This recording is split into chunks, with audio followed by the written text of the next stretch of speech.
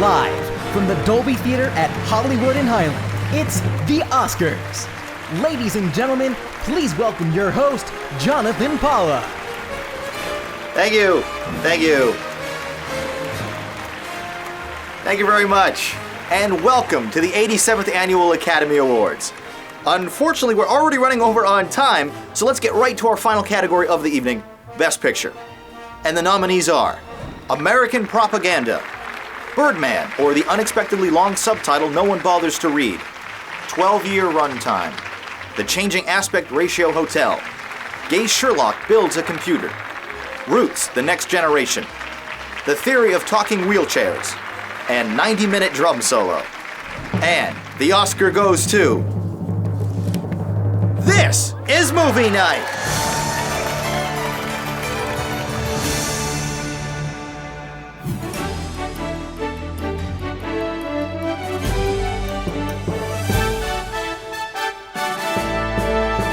Hello and welcome to the 5th Annual Movie Night Oscar Special. I'm your host, Jonathan Paula. As I mentioned in my retrospective last month, 2014 was a tremendous year for cinema. And even though some of my personal favorites were excluded, this is easily the strongest Oscar lineup I've reviewed yet.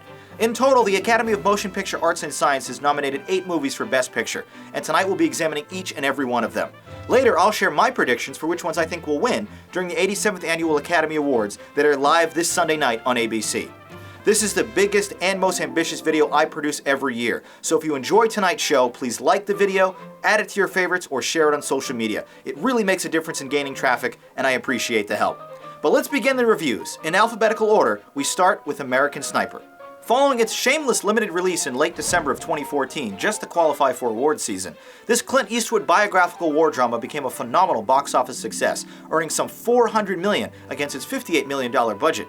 Nearly 80% of that gross came from domestic ticket sales, however, where the overtly patriotic themes resonated most effectively with viewers. Based on the remarkable true story of Navy SEAL sniper Chris Kyle, played by Bradley Cooper, the 132-minute story follows his life as a soldier in war-torn Iraq. Interspersed between his multiple deployments, he exhibits the crippling effects of PTSD on occasional return trips back to America. For the third consecutive year, Cooper scored himself a Best Actor nod for his work as the titular hero, one of 6 nominations for the film. Gaining over 40 pounds of muscle for the role, his transformation is a convincing one, employing a southern accent and thick facial hair that makes his performance an effective impersonation. As he stares down the barrel of a camouflage rifle, you can see the anguish in his face as he contemplates the consequences of an impossible decision, like whether or not to shoot a child who may or may not pose a threat to nearby allies. The narrative jarringly cuts between this grisly environment of war to his quiet suburban life in Texas, and the brief bit of disorientation that follows these quick edits is a perfect illustration of war's lasting influence. I'll tell you something, these Marines keep rushing in like they're doing, they're gonna have their asses shot off.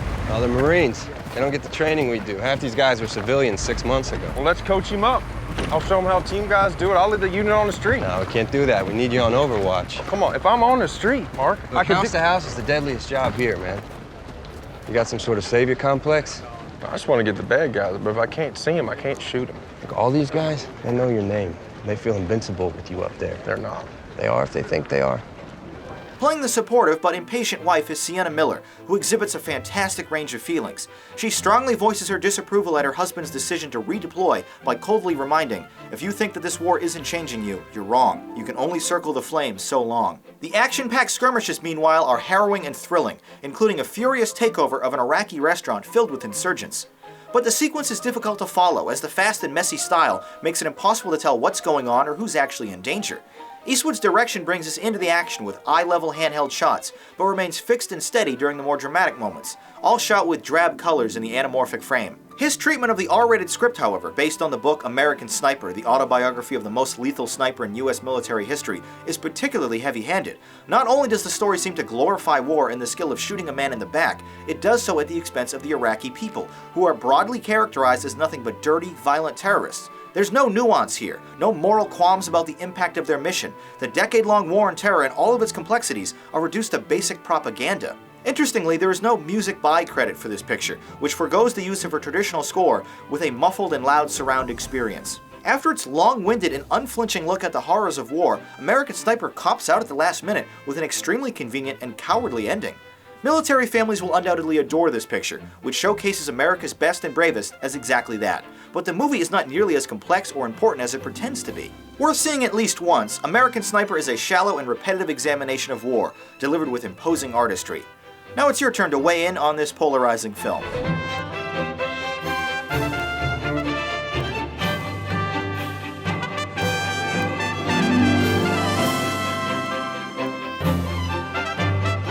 Critical of its blatant approach, you still enjoyed the performances, scoring this a 7.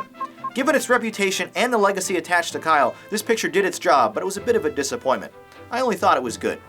Next up, Birdman, or The Unexpected Virtue of Ignorance. This black comedy drama film, co-written, produced, and directed by Alejandro González Inarritu, grossed more than $70 million following its theatrical release in October of 2014. The $18 million production stars Michael Keaton as a washed-up superhero actor who deals with his family, friends, and ego in the days leading up to a career-defining Broadway play. Portraying an individual with many parallels to his own career, Keaton delivers a tremendous amount of depth and personality into this role, bouncing from nervous doubt to fierce confidence. His Best Actor nod is incredibly well-deserved and marks a real comeback for him personally. He defends his self-produced play by declaring, "Listen to me, I'm trying to do something important." His co-stars Emma Stone and Edward Norton also received nominations, and it's this core trio that imbue the screenplay's quick-witted and believable dialogue. Watching these talented actors play off each other is both captivating and emotional. It was okay, though, because at least when he was beating us, he wasn't thinking about taking his hand to his tool shed. He goes, looking at the tool shed, that son of a bitch would smile. I could say, "You want to get down on your knees and unbuckle my belt? Or do you want me to take it off and use it on you?" After a while, I made myself numb, so, But my little sister... Okay. Hey. Oh, God. I didn't know. I'm sorry. That's fucking horrible, man. I'm sorry. Yeah. It's also not true.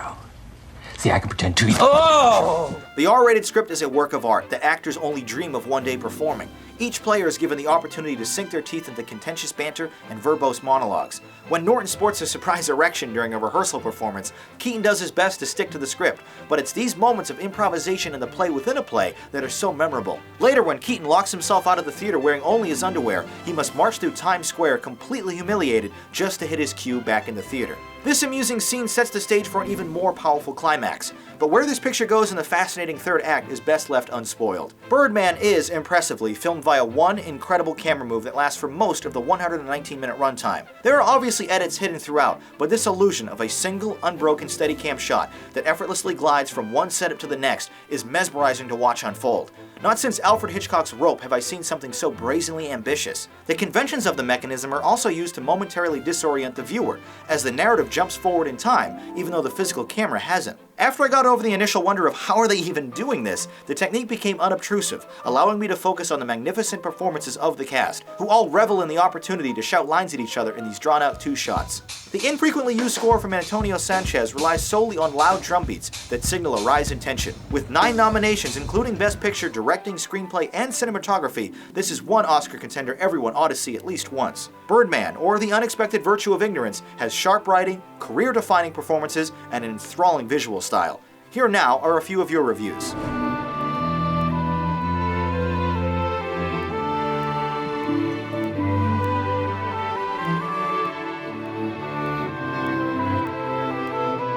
Despite its slightly esoteric qualities, praise was unanimous in regards to Birdman's cinematography and acting. We both rated this an amazing. Our next Best Picture nominee tonight is Boyhood.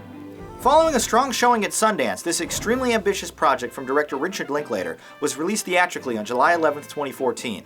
The coming-of-age drama film was produced on a small budget of only $4 million, but scored back 11 times that amount at the box office. Shot intermittently over a 12-year period from 2002 until 2013, we're treated to a truly unique experience as we watch the talented Eller Coltrane literally grow up right before our eyes. The lengthy 165-minute narrative follows 6-year-old Coltrane until he sets off for college 12 years later. Forced to undergo all of the awkward and embarrassing phases of adolescence and puberty in a feature film can't be easy, but Coltrane is an endearing and relatable protagonist. Aging alongside him is Patricia Arquette as his determined mother, Laura Lee Linklater as the typical older sister, and Ethan Hawke as the absent ex-husband and dad. This group really carries the emotional weight as their lives drift from one milestone to another.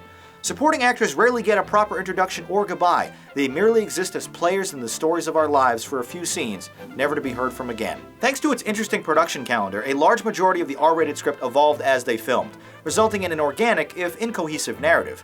Indeed, Boyhood is very inconsistently paced, moving through the grade school years within 30 minutes, but spending over 90 when LR finally attends high school. Throughout it all, we follow Coltrane as he deals with a parade of dysfunctional father figures, drugs, girlfriends, video games, moving away from home, and discovering his ambitions. No matter how or where you were raised, there are aspects of his character everyone can identify with. He's not the strongest kid or most confident teenager, just an average American boy experiencing the struggles of growing up. The events of his turbulent upbringing unravel in small vignettes. They're an honest, unmanipulated view of life, perfectly encapsulating all the highs and lows of childhood. just to finish the point, okay? I was 23 when your mom had you, all right? So was she, all right? And we didn't put ourselves in the best position to be great parents. And I wish I were a better parent to you guys, all right? And I hope that you can learn from my mistakes, okay? All right? So wear a condom, okay? Or get Garrett. I don't know, whatever. A fantastic father-son chat late in the picture puts a nice bow on everything, when Coltrane flatly asks, "What's the point?" Hawk's response, "We're all just winging it," is as good of an explanation as any. Unfortunately, the film doesn't end on that high note, but instead drags on for another 15 minutes. Linklater's steady and unobtrusive cinematography allows the talented actors to dictate the energy and direction of each scene. With no original score of its own, the smartly included pop music from across the years makes this 21st century picture sort of feel like a period piece. Definitely worth seeing at least once, if not for the incredible filmmaking methods, then for its compelling characters. Although it lacks some focus, this is an effortless narrative that has a nostalgic quality to it that is impossible to ignore. Boyhood utilizes unique techniques to craft a wonderful experience about growing up. And here's what you had to say about it in the YouTube comments.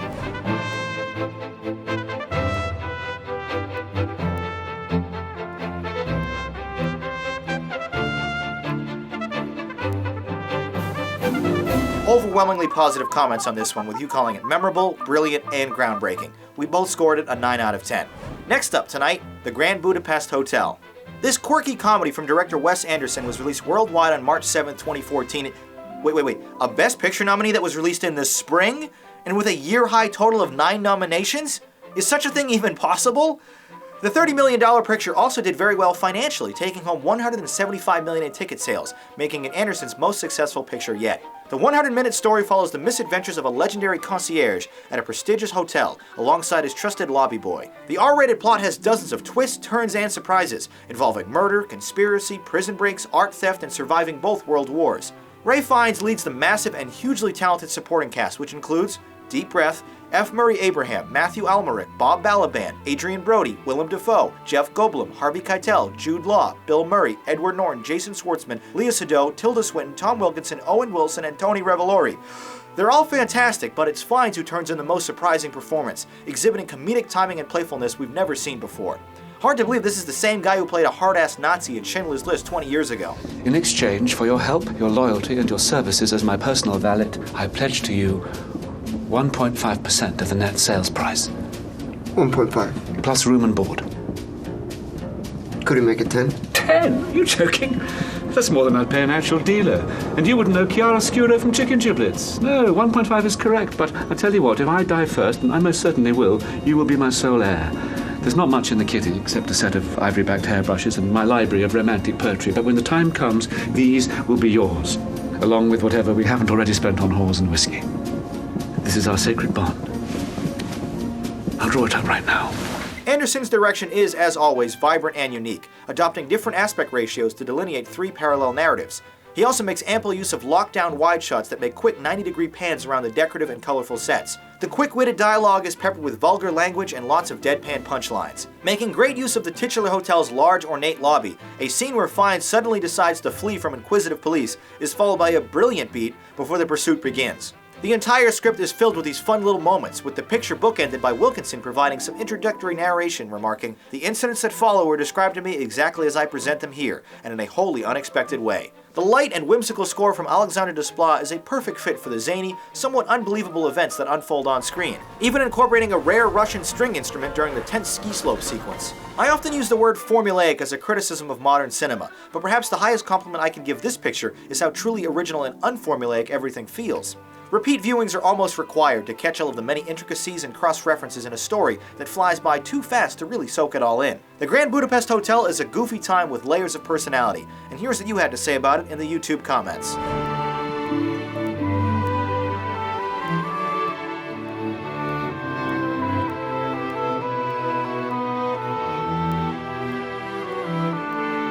Awarding this the top score, you especially love the writing and ensemble cast. There was a certain intangible depth missing from this picture that's making me hold back, so I'll give this a 9 out of 10. Now, a quick word about my Patreon campaign. Patreon is a great service that allows you, the viewer, to directly finance my productions. It's like Kickstarter, except you're backing me as a person instead of an individual project. If you visit patreon.com/JohnPaula and pledge a few dollars, you'll not only be offsetting thousands of views of ad revenue here on YouTube, you'll also be preserving the professional quality and consistency of my content, which unfortunately doesn't make nearly as much money per view as it used to. Plus, your donations will also unlock special rewards, including access to exclusive videos not shown anywhere else. I'm especially gracious to the 77 individuals who have already donated, but even your consideration means a lot to me, so thank you. Back to our Oscar reviews, let's discuss The Imitation Game. This historical drama from director Morton Teidlin became the highest-grossing independent film of the year when it scored more than 11 times its $14 million budget. Released in the UK on November 14, 2014, the PG-13 rated story follows the true story of mathematician and cryptanalyst Alan Turing, who tries to crack the German Enigma code during World War II. The 114-minute narrative bounces between parallel timelines, one with Turing as a schoolboy and the other which sees him attempting to solve the most daunting of math problems. The impeccable art direction and style, which meticulously recreates these dual periods, scored The Imitation Game one of its 8 Oscar nominations. Impressively, even Turing's room-sized computer is on full display. Hard to believe they make wristwatches now with more computing power. Benedict Cumberbatch portrays the awkward smartass who is widely considered to be the father of artificial intelligence and computer science. The story of this man's short and complicated life is extremely fascinating, especially to Americans like myself who may not be familiar with his accomplishments, many of which remain classified secrets for decades. Turing may only be interested in the challenge of decrypting codes, but it's the unlikely obstacles and friends he meets along the way that give this picture so much depth and interest. Cumberbatch's Oscar nomination is equaled by his female counterpart, Keira Knightley. When Benedict is feeling defeated, she echoes his earlier advice back to him by reminding, "Sometimes it is the people who no one imagines anything of who do the things no one can imagine." This theme is repeated throughout the picture with great results, driving home the importance of individuality and self-worth. You got him to like you. Yes. Why? Because I'm a woman in a man's job and I don't have the luxury of being an arse. Ellen, it doesn't matter how smart you are. Enigma is always smarter. If you really want to solve your puzzle, then you're going to need all the help you can get. And they are not going to help you if they do not like you.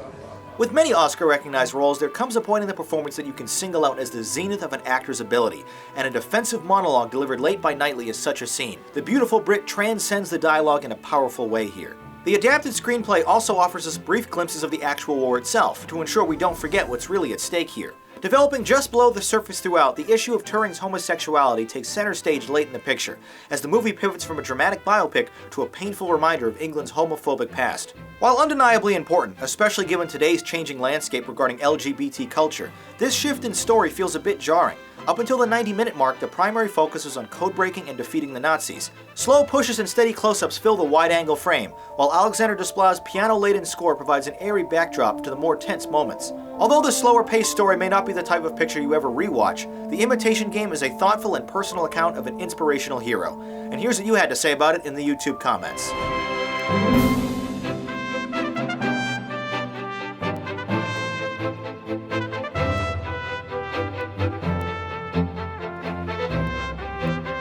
Despite complaints about the slower, formulaic narrative, you love the performances and tragic story, rating this an 8.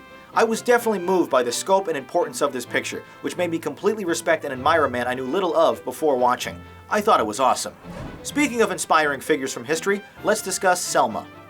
Even though this historical drama didn't see wide release until January 9th, 2015, it somehow still qualifies as a 2014 picture because it was available in 19 theaters on Christmas Day. The Ava DuVernay film, which more than doubled its $20 million budget, chronicles Dr. Martin Luther King Jr.'s campaign to secure equal voting rights through an epic 1965 demonstration in Selma, Alabama. In what is easily his biggest and most daunting role yet, David Oyelowo portrays the influential civil rights leader with a quiet determination that bursts into loud oratory during his famous and forceful speeches. Although a majority of the PG-13 rated story is very historically accurate, DuVernay actually had to rewrite new variations of these speeches since another studio already purchased the rights to the real ones. Even still, when Oyelowo defiantly declares to an enraptured congregation, "Our lives are not fully lived if we're not willing to die for those we love, for what we believe," it's hard not to get swept up in MLK's passion. We're introduced to the Doctor as he struggles with a knot on his ascot tie. It's a small and intimate scene opposite Carmen Egigo, but by opening the picture with it, the larger-than-life figure is immediately humanized and relatable. Egigo isn't featured as much as I would have liked, but she delivers a powerful performance when she questions her husband on his infidelity. Tom Wilkinson has a significant role as President Johnson, and his transformation from reluctance to acceptance is a rewarding thing to witness. Andrew Holland, Giovanni Ribisi, Wendell Pierce, Common, Cuba Gooding Jr., Tim Roth, Oprah Winfrey, Stephen Root, and Martin Sheen round out the awesomely talented and familiar supporting cast, many of which only get a scene or two, but show clear reverence for the delicate subject matter they're portraying. Jason Moran's string-heavy score provides a suitable and serious tenor to the proceedings, while the actors are frequently framed in profile with subtle handheld motion. The centerpiece sequence of the 127-minute feature is an artistically shot, slow-motion account of the infamous Bloody Sunday, where Selma officials violently clash with peaceful black protesters on the Edmund Pettus Bridge. The president doesn't want us to march today. The courts don't want us to march. But we must march. We must stand up. We must make a massive demonstration of our moral certainty. I'm so glad we're here together today. I thank you for standing up, for we shall be victorious in our quest. We shall cross the finish line hand in hand. For we shall overcome. All right. For those who may not be familiar with this dark part of American history, Selma does a great job explaining its importance and consequences. Oyelowo remains focused on his objective, but he's always pragmatic, overtly aware of the strategies needed to sway public perception. The sad reality is how relevant this narrative still is a half-century later. Voter suppression, racism, and police brutality plague our society even today. That being said, as a movie proper, it lacks a personal depth to really be effective. Characters are being obfuscated and marginalized, but they're not people we actually care about. The requisite "where are they now" on-screen text that closes out the film literally introduces us to a new character only to kill her off in the same sentence. Had we followed this individual's journey earlier in the movie, this moment might have worked. Honestly, if it wasn't for the subject matter, white guilt wouldn't have led the Academy to nominate this at all. And indeed, its nomination for Best Picture is especially curious, as it wasn't nominated for any of the other top categories, a rare anomaly at the Oscars. A slower-paced dramatization that isn't impressive enough to warrant repeat viewings, Selma is still an important and respectful account of King's legacy. And here's what you had to say about it in the YouTube comments.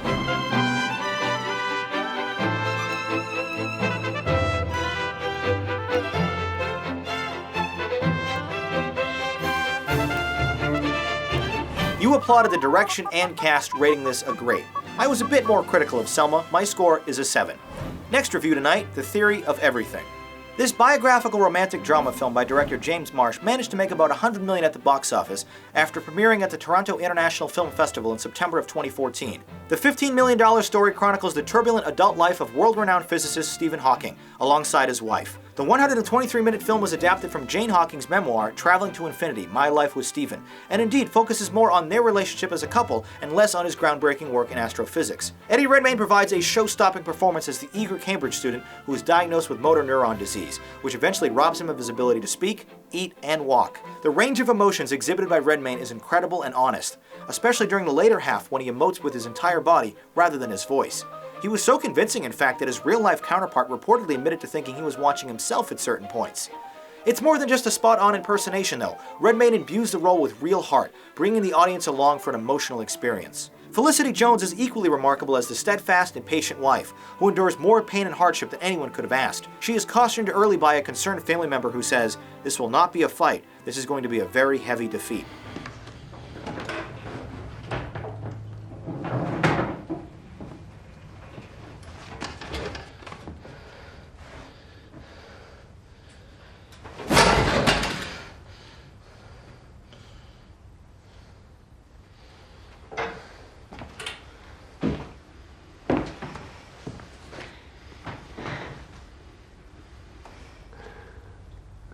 This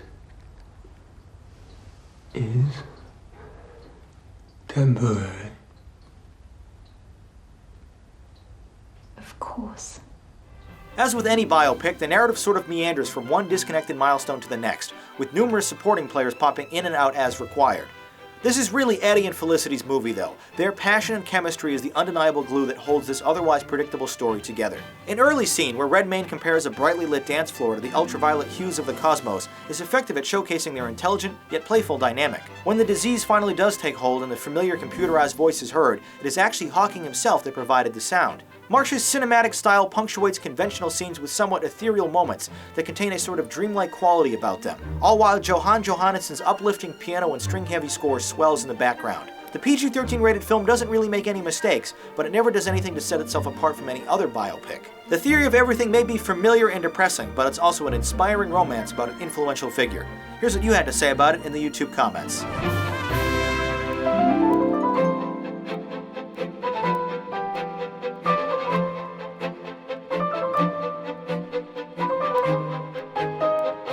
You praised the acting, but were critical of the pacing, scoring this a great. Brilliant performances here, but they're hampered by a rather unoriginal package. I thought it was cool. Finally tonight, my review of Whiplash. This music-focused drama was the opening picture at the Sundance Film Festival, eventually seeing wider release in October of 2014. Even though the $3 million production more than tripled its budget, it remains one of the lowest-grossing Best Picture nominees in history. The Damien Chazelle movie follows a young drumming protege at a prestigious music school where a relentless instructor will stop at nothing to realize his pupil's potential. Drawing on experiences from his own high school's very competitive jazz band, Chazelle has poured his passion and personality into this picture, his second as director. Miles Teller stars as the drumstick-wielding student, who is pushed well past his comfort zone, bleeding, grimacing, and literally crying out in pain during his most intense drum solos. Although musically the plot can get a bit technical, it's obvious that Miles wants to be the best, and his loyal determination makes him a compelling character you want to see succeed. Running late to an important gig, the drumming phenom gets in a violent car wreck, but he's so blindly focused on his music he flees the accident with blood still gushing down his face. In the appropriately nominated supporting role, J.K. Simmons is almost inhuman at how abusive, frightening, and demanding he is, causing even the bravest of audience members to cower in their seats as he constantly barks commands.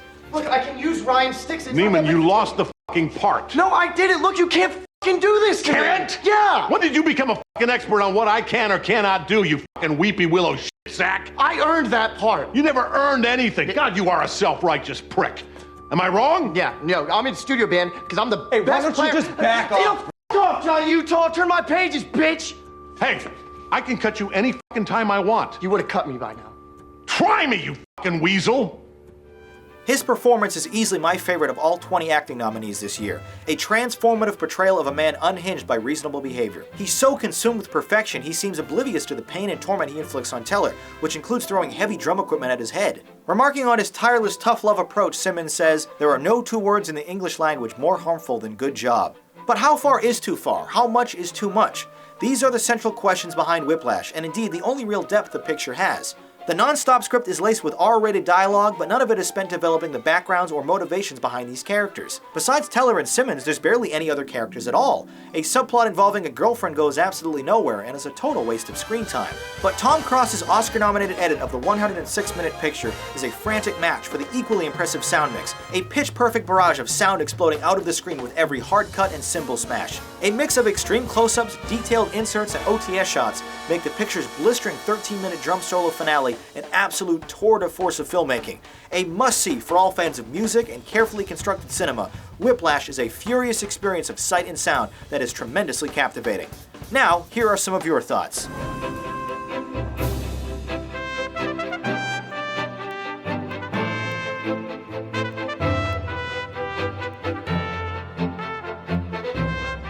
Everyone agreed, Simmons was phenomenal, with many calling this the best movie of the year. You thought it was amazing. While I wouldn't go that far, it was certainly a worthy nominee and an awesome movie. Now that you've heard my reviews on each film, here's how they all stack up against each other. A tight grouping of some excellent pictures, and with the exception of Sniper or Selma, I'd honestly be happy with any of them winning. But I was definitely disappointed that Interstellar and Nightcrawler were snubbed this year, especially since the Academy does allow itself to nominate up to 10 films. But these are the movies that are on the ballot, so let's make picks and predictions in the top 4 categories. Regretfully, I haven't had a chance to see all 5 nominees in the Best Actress category, but I felt Rosamund Pike's performance was frightening in all the right ways. After years of coming up short though, Julianne Moore's portrayal of an Alzheimer's-stricken individual in Still Alice will easily net the immensely talented actress her first trophy. As the only actor in this group that actually played a fictional character, Keaton surprised and impressed me the most, and is my pick to win. but 7 of the last 10 winners in this category were based on real-life people, so Eddie Redmayne's excellent turn as Stephen Hawking is a safe bet to win Best Actor. For Best Directing honors, I'd love to see Alejandro González Inarritu win for the imaginative execution of Birdman. And even though this is perhaps the tightest race of the top awards, I suspect the Academy will favor Richard Linklater's bold and persistent 12-year vision for Boyhood. Out of these 8 possible options, I'd have to award Birdman the biggest award in cinema. It was a remarkable film I'll remember for a long time. But Boyhood was so honest and ambitious, it seems likely to win. But either way, I'm glad a contemporary fiction will break the long string of period films to keep winning. I hope you're just as excited for the upcoming Oscars telecast as I am, which I'll be live tweeting from @JohnPaula as always. Following the ceremony on Monday, I'll post my full Oscars recap and highlights video to John's World, so please subscribe to that channel to see the video when it's released. But that does it for tonight's reviews and predictions, so let's take a look at what's currently playing in theaters with some of your tweet critiques.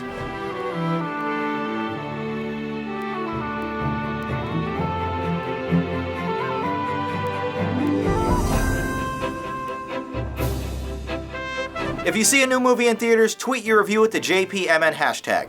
Next week, for no particular reason, we'll be taking another look at horror films, specifically low-budget productions, The Blair Witch Project, Paranormal Activity, and the upcoming Unfriended. If you've seen these movies, share your opinions by voting in the polls below or by leaving a comment review. I read them all and will include my favorites in the next episode. If you'd like to watch more movie night videos, check out the related reviews on the right or click subscribe to be notified of all future uploads. Also, be sure to follow me on social media for updates and exclusive content between episodes. Once again, my name is Jonathan Paula. Thank you for watching and listening. Until next time, have a good movie night.